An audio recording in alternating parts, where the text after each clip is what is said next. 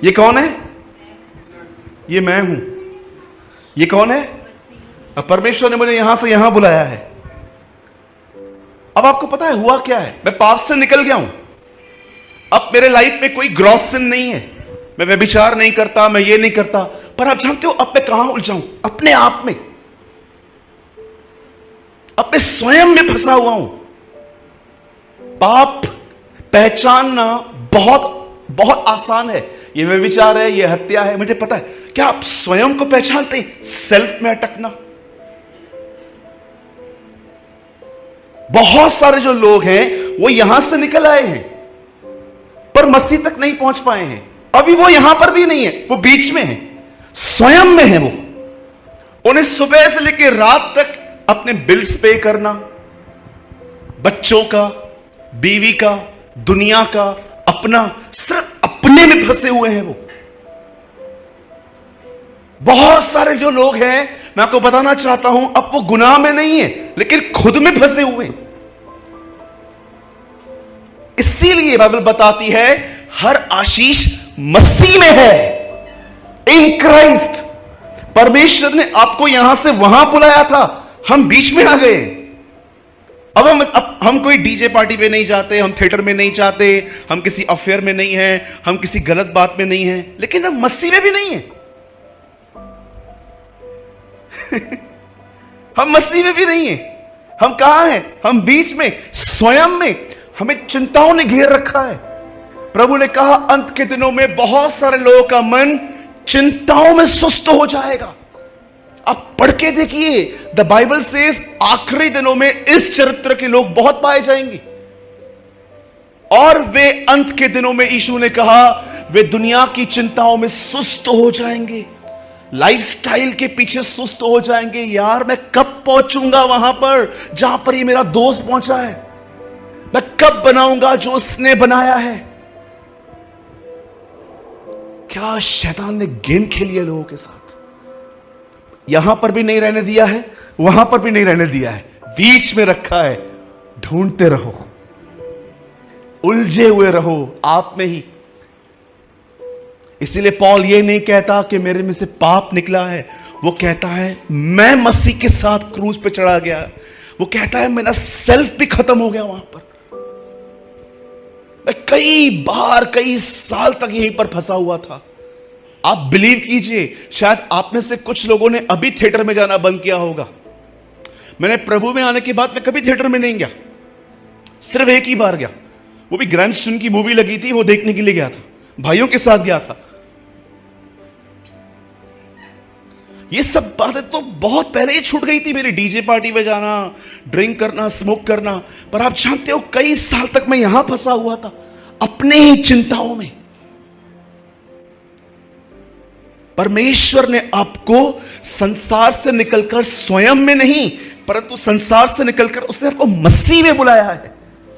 इसीलिए आप बाइबल में बहुत बार पढ़ोगे, अब जो मसीह में है, अब जो मसीह में है, अब जो मसीह में है, मसीह में है, उन पर दंड की आज्ञा नहीं। Read it.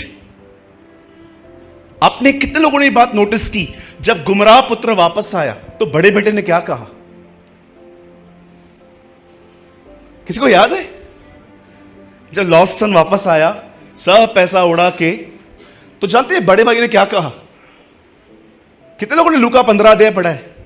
एक बाप के 2 बेटे थे, एक ने हिस्सा मांगा। बाप बहुत लॉयल था बेचारा, दोनों को दे दिया। मांगा एक ने, दोनों को दे दिया। पढ़ के देखो। और जब दूसरा सब उड़ा के वापस आता है, और जब बड़ा आता है तो वो डीजे पार्टी की आवाज सुनता है। वहां पर कुछ चल रहा था, rock and roll, rock and roll कुछ चल रहा था वहां। वो आके बोलता है इधर क्या हो रहा है? अरे तेरा भाई आया है, हैं? फिर से आया।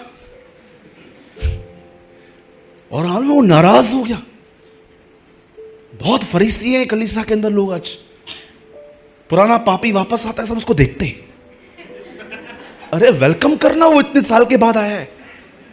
मुझे खुशी होती है, लेकिन बहुत लोग कहते हैं ये किधर से आया है, ये तो वो चर्च में जाता था।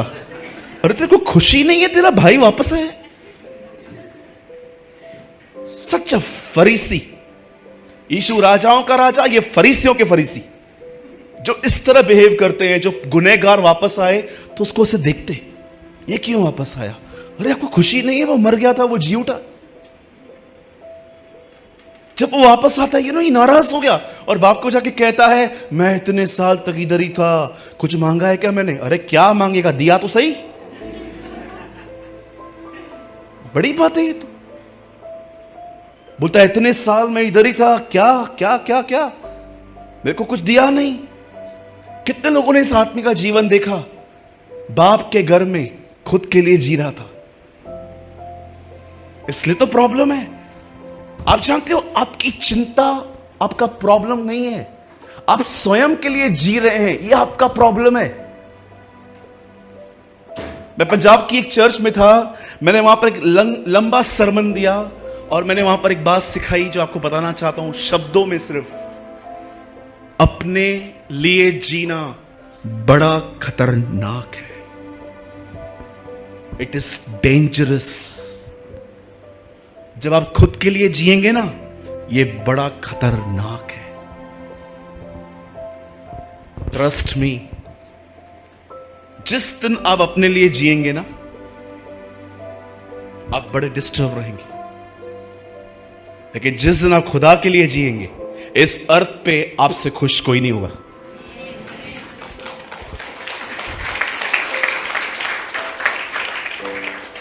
अगर हो सके ना, आज घर जाके अपनी नोटबुक्स में यह बात लिख देना, खुद के लिए जीना बड़ा खतरनाक है। मैं कहां हूं, मुझे क्या मिला, मेरे बच्चों को क्या मिला, ये क्या मिला, वो क्या मिला, उसका बच्चा अब्रॉड में पढ़ के आया, मेरा बच्चा इधर कांदीवली में पढ़ता है।